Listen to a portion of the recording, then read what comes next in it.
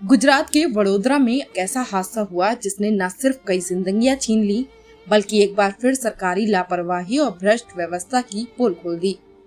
आनंद और वडोदरा को जोड़ने वाला गंभीरा नदी का पुल अचानक भरभरा कर टूट पड़ा।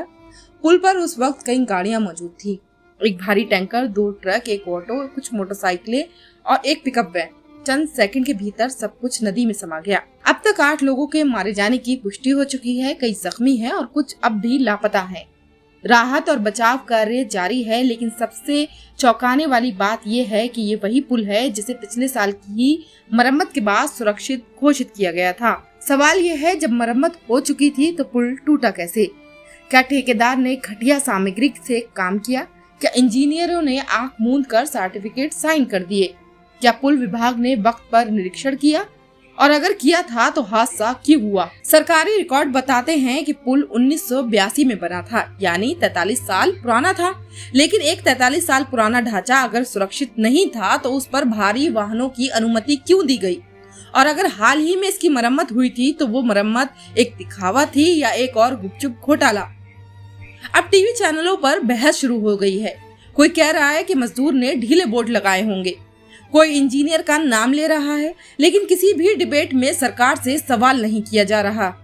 मीडिया फिर वही कर रहा है, असली गुनहगार को बचाकर छोटे कर्मचारियों को बलि का बकरा बना रहा है। उधर एक माँ रो रही है, कह रही है मेरा बेटा चला गया, अब कौन जवाब देगा? एक बाप अपनी बेटी की लाश का इंतजार कर रहा है।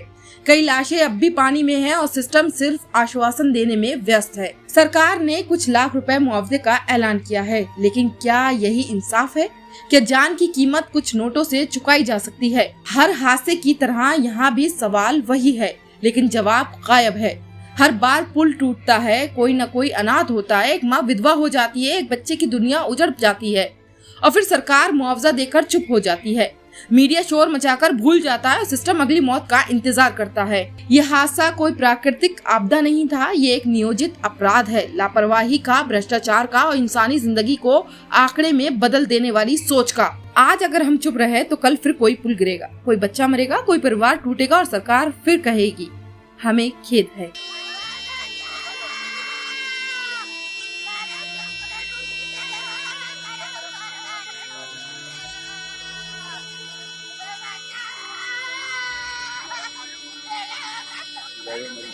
हम्म